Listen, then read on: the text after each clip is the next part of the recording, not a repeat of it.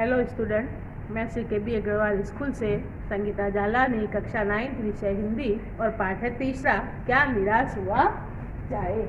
तो अभी इसके पाठ के जो लेखक है उनका फोटो आपको डिस्प्ले पे दिखाया जाएगा। कौन है पाठ के लेखक? हजारी प्रसाद द्विवेदी। उनका जन्म का समय क्या है? 1907 ईस्वी और मृत्यु 1979 ईस्वी। तो हजारी प्रसाद द्विवेदी जी तो जो थे उनका जन्म कहाँ हुआ था? बलिया उत्तर प्रदेश जिले के दुबे का छपरा नामक गांव में हुआ था। तो ये पहले क्या बने? हिंदी विभाग के प्रोफेसर तथा अध्यक्ष बने। कहाँ पे बने? काशी हिंदू विश्वविद्यालय वाराणसी में कुछ समय के लिए रहे और भारत सरकार ने इन्हें पद्म भूषण की उपाधि से भी सम्मानित किया। तो जो भारत सरकार द्वारा दिए गए जो मुख्य 3 पुरस्कार होते हैं उसमें से ये एक पुरस्कार है। तो पद्म भूषण की उपाधि से भी इन्हें सम्मानित किया गया। द्विवेदी जी क्या क्या है? निबंधकार है, उपन्यासकार है, समालोचक है, शोधकर्ता, इतिहासकार के रूप में प्रचलित है। इनकी काफी सारी रचनाएं ऐसी है जो लोग पढ़ते हैं। अशोक के फूल, विचार प्रवाह, कुटज, कल्पलता, निबंध संग्रह, बाण भट्ट की आत्मकथा, पुनर्नवा, चारू चंद्रलेख, अनाम दास का पोथा और उपन्यासों में कबीर, सूरदास, हिंदी साहित्य का आदिकाल, साहित्य सहचर, हिंदी साहित्य उद्भव और विकास आदि इनकी क्या है? मुख्य रचनाएं है। तो इस निबंध में द्विवेदी जी ने क्या बताया है कि आज जो चारों तरफ कैसा माहौल फैला हुआ है? भ्रष्टाचारी का, बेईमानी का चारों तरफ वातावरण है। तो ये क्या वास्तव में ये वातावरण है या ये केवल ऊपरी स्तर पे ही ये है? तो वास्तव में आज भी क्या है? मूल्यों के प्रति आस्था कायम है। ये जो भ्रष्टाचार दिखता है वह केवल ऊपरी है। तो कवि इस पूरे पाठ में हमें यही संदेश देते हैं कि हमें हमेशा आशावान बने रहना चाहिए, निराश नहीं होना चाहिए। तो पाठ का नाम क्या है? क्या निराश हुआ जाए। तो क्या हमें निराश होना चाहिए? तो पाठ की शुरुआत लेखक ने कहाँ से की है कि मेरा मन कभी कभी बैठ जाता है। क्या देख के? ये जो न्यूज़पेपर हम पढ़ते हैं, समाचार पत्र, वर्तमान पत्र जो हम पढ़ते हैं उसमें ज़्यादातर जो भी न्यूज होती है, समाचार होता है, कौन सा होता है कि आज उसने इतना रुपए का भ्रष्टाचार किया, इतना रुपए का घोटाला किया, वहाँ पे चोरी हो गई। तो ज़्यादातर समाचार पत्रों में कैसी घटनाएं होती है? ठगी, डकैती, चोरी, तस्करी आदि की घटनाएं छपी हुई होती है। तो ये जो बुरी बातें हैं वही हम देखते हैं, वही हमारी नजरों के आगे से गुजरती है। तो ऊपरी स्तर पे देखने से क्या लगता है कि भाई यही चल रहा है, कोई अच्छी घटना तो समाज में चल ही नहीं रही है। तो लेखक ने क्या किया? एक अपने दोस्त से बात की तो उस आदमी ने क्या कहा अपने दोस्त ने कि जो कुछ भी करेगा लोग उसमें दोष खोजने लगेंगे। यानी अपन ने कितना भी अच्छा काम किया हो तो अपने गुणों की तारीफ कोई नहीं करता, और अगर एक भी दोष हमारे अंदर है तो क्या करते हैं लोग? उसकी आलोचना करने लगते हैं कि भाई ये जो है अवगुण है तुम्हारे अंदर। तो लोग जो क्या है गुणों की बड़ाई नहीं करते हैं और दोषों को खोजते रहते हैं। तो क्या वास्तव में ऐसा करना चाहिए? नहीं। तो दोषों को हमें बढ़ा चढ़ाकर बोलना नहीं है, और बोलने के बाद अगर हमने बोल दिया है तो उसमें रस नहीं लेना है, इंटरेस्ट नहीं लेना है कि भाई हम मन लगा के दूसरों के अवगुणों का बखान करें, तो उसमें रस नहीं लेना है। अगर हम उसमें रस ले रहे हैं तो ये बहुत गंदी बात है। और अगर किसी में बहुत ज़्यादा गुण है तो हमको चुप नहीं रहना है, उनके गुणों का बखान करना है। तो ये जो भारतीय आदर्शों की मिलन भूमि है, क्या वो आदर्श है वास्तव में? तो हाँ है, बहुत सारे आदर्श हमारी भारत भूमि पे है, लेकिन वो ऊपरी तरह पे दिखाई नहीं दे रहे हैं। तो कवि क्या कह रहे हैं? जो व्यक्ति ईमानदारी से मेहनत करके जीविका चलाते हैं वो निरीह और भोले भाले श्रमजीवी पीस रहे हैं। लोग जो है बुरे लोग, वो उनका क्या है? गलत फायदा उठा रहे हैं। जो ज्यादा मेहनत करता है वो उतना ही कैसा समझा जाता है? बेवकूफ समझा जाता है। लेकिन क्या वो वास्तव में है? नहीं। तो सच्चाई और भीरू के किसके हिस्से है? बेबस लोगों के हिस्से पड़ी है। तो ऐसी स्थिति में जीवन के महान मूल्यों के बारे में लोगों की आस्था ही हिलने लगी है। लोगों को जो सामने दिखाई देता है तो लोग क्या सोचते हैं कि वास्तव में गुण जो सच्चाई ईमानदारी है वो किसी के अंदर है ही नहीं। तो इसलिए लोगों की आस्था क्या हो रही है, हिल रही है। तो जो कुछ ऊपर दिखाई दे रहा है वह किस लिए दिखाई दे रहा है, मानव निर्मित नीतियों की त्रुटियों की देन है। सदा मनुष्य नई परिस्थिति का सामना करने के लिए नए सामाजिक विधि निषेधों को बनाती रहती है, पर हर नियम हमेशा के लिए सुखकर नहीं होता है। सब व्यक्तियों के लिए नियम अलग अलग होने चाहिए और समय के अनुसार भी नियम क्या होने चाहिए, बदलने चाहिए। तो जो नियम और कानून बनाए गए वो किसके लिए बनाए गए, लोगों के हित के लिए बनाए गए हैं। भारतवर्ष ने कभी भी वस्तुओं के संग्रह को अधिक महत्व नहीं दिया है। जो भौतिक वस्तुएं होती है जिनसे हमको लगता है कि हमको सुख प्राप्त हो रहा है, लेकिन वास्तव में अगर हमारा मन सुखी है तो ही ये वस्तुएं हमें सुख दे पाएगी।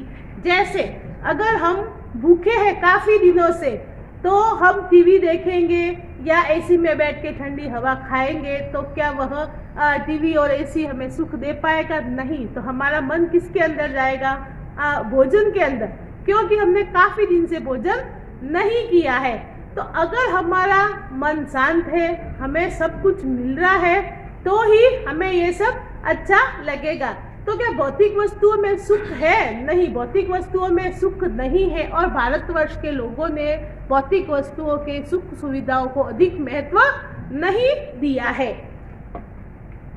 उन्हें प्रधान शक्ति मान लेना और अपने मन तथा बुद्धि को उन्हीं के इशारों पर छोड़ देना कैसा आचरण है, निकृष्ट आचरण है।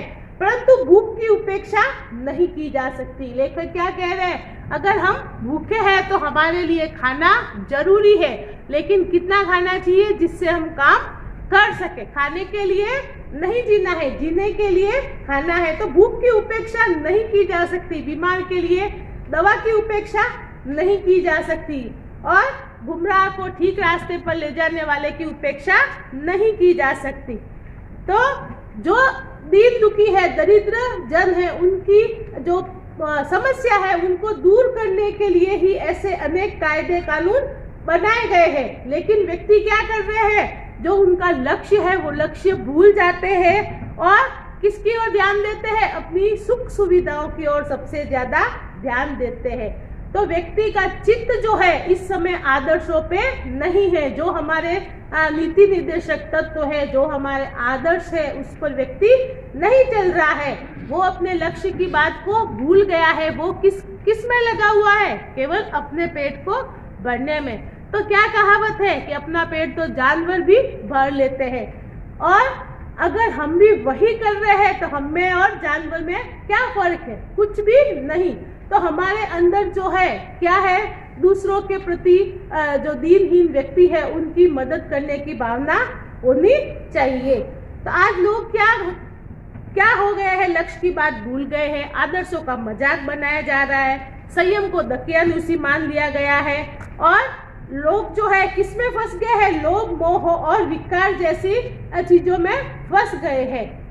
तो भारतवर्ष के जो ये पुराने जो आदर्श है, हमको उनको ध्यान रखना चाहिए, क्योंकि वो हमारे लिए बहुत उपयोगी है।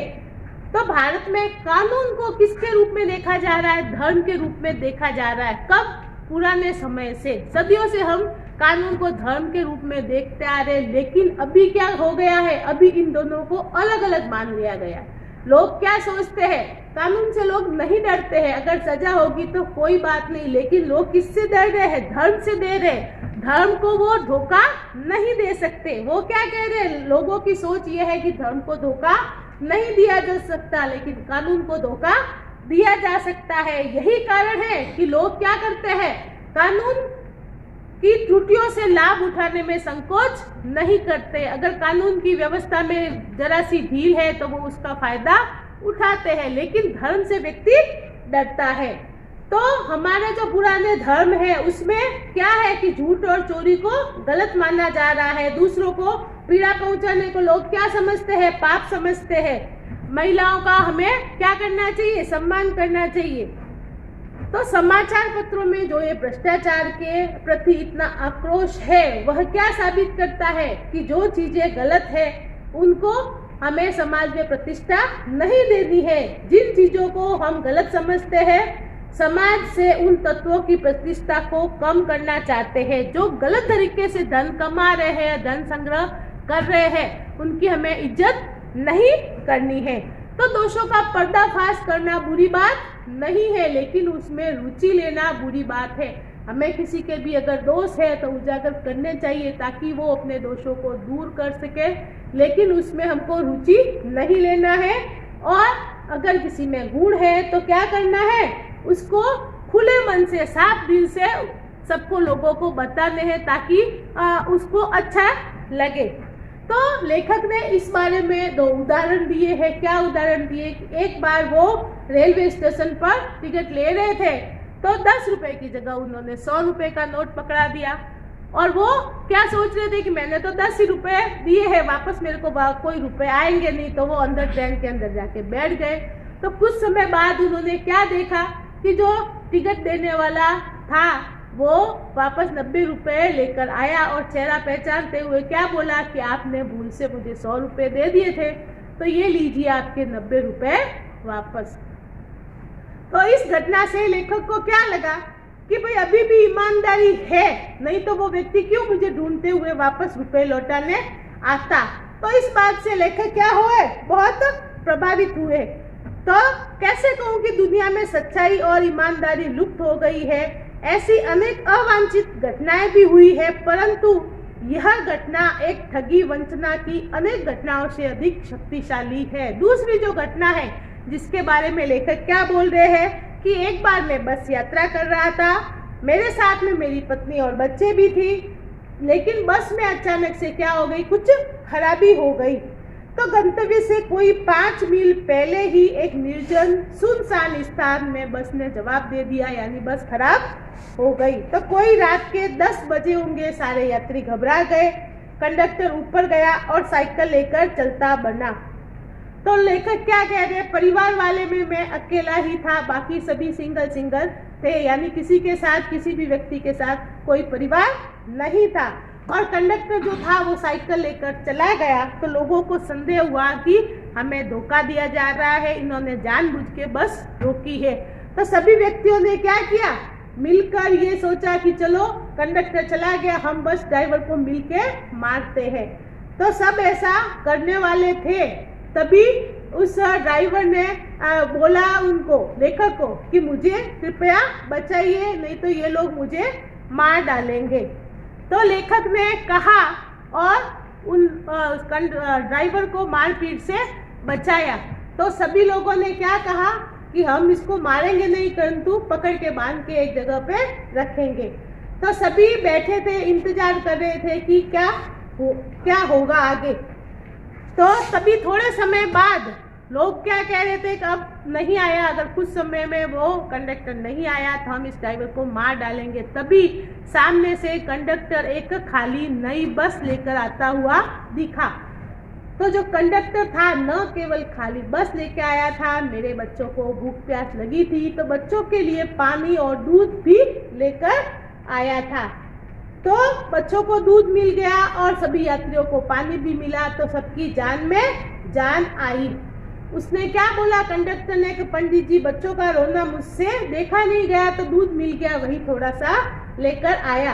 और 12 बजे के पहले ही सभी गंतव्य पर निश्चित स्थान पर पहुंच गए, ज्यादा समय नहीं लगा। तो लेखक क्या बोल रहे हैं कि कैसे कहूँ कि मनुष्यता एकदम समाप्त हो गई, कैसे कहूँ कि लोगों में दया भावना माया नहीं रह गई है। जीवन में न जाने कितनी ऐसी घटनाएं हुई है जिन्हें मैं नहीं भूल पाया हूँ। ठगा भी गया हूँ, ऐसा नहीं है कि मेरे साथ बुरी घटनाएं नहीं हुई है, ठगा भी गया हूँ, धोखा भी खाया है, परंतु बहुत कम स्थलों पर विश्वासघात नाम की चीज मिलती है। तो केवल उन्हीं बातों का हिसाब रखो जिसमें धोखा खाया है, तो जीवन कष्टकर हो जाएगा। हमें जीवन में कितनी बार धोखा मिला, कितनी बार हम ठगे गए, केवल उनका हिसाब रखेंगे तो क्या हो जाएंगे, हम निराश हो जाएंगे। जीवन कैसा हो जाएगा, कष्टकर कष्टमय हो जाएगा। तो लेखक बोल रहे हैं कि कई अवसर हमारी जिंदगी में ऐसे आते हैं जिनमें हमको धोखा खाना पड़ता है, लेकिन हमें क्या करना है, उन बातों को भूलकर निराश होने की जरूरत नहीं है, आशामय होना है, क्योंकि कई घटनाएं ऐसी भी होती है जो अच्छी होती है, जिससे हमें पता चलता है कि आज भी जो भारत के आदर्श है, मूल्य है, वह लोगों के मन में बसे हुए है।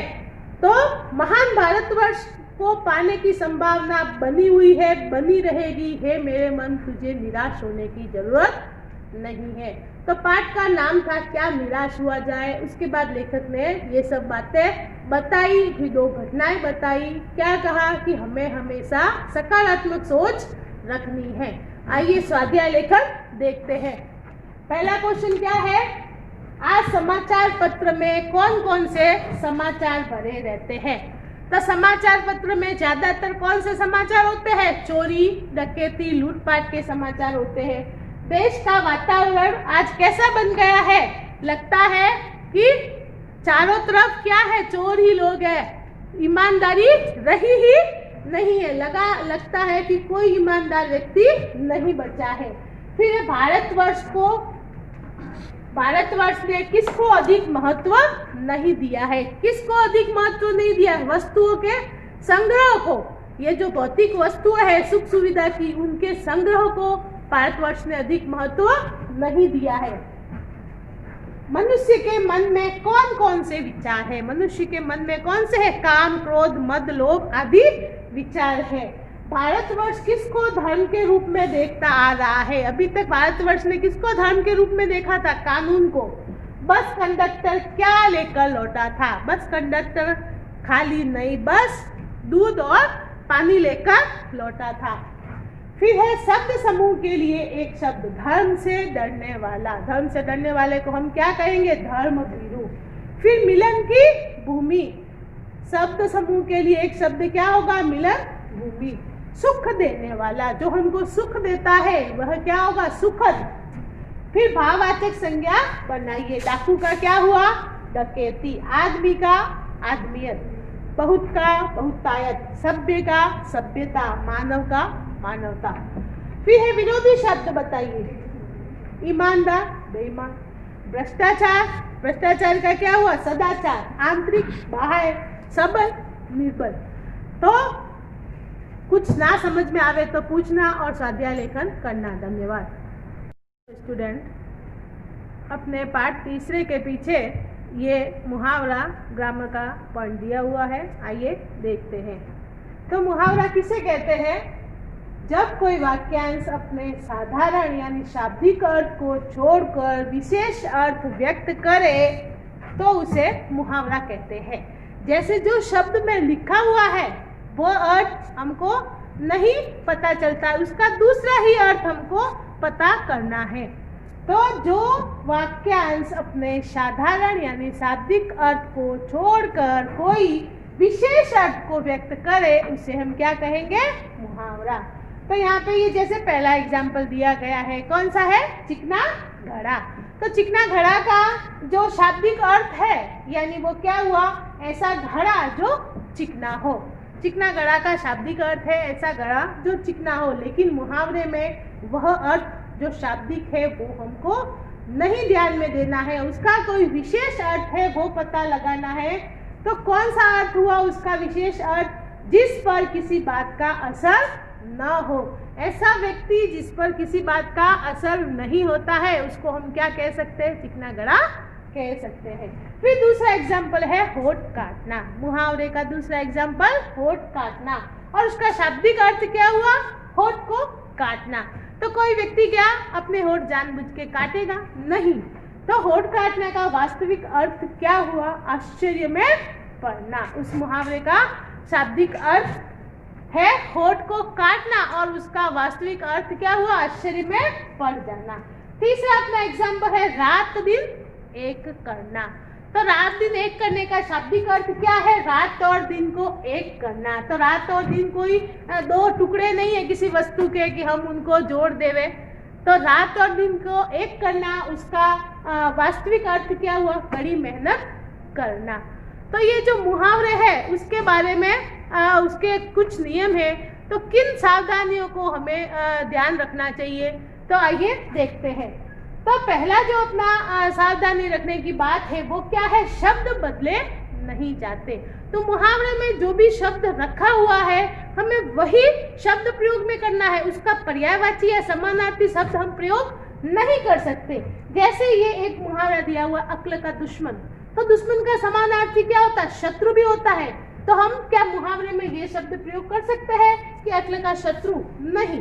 दूसरा शब्द हम नहीं प्रयोग में ले सकते, भले ही वह उसका पर्यायवाची शब्द है, लेकिन उसका पर्यायवाची शब्द हम मुहावरे में कभी भी प्रयोग में नहीं ले सकते। जो शब्द है वैसा का वैसा, वही का वही शब्द मुहावरे में हम प्रयोग में लेंगे। तो दूसरा सावधानी क्या है, दूसरी सावधानी,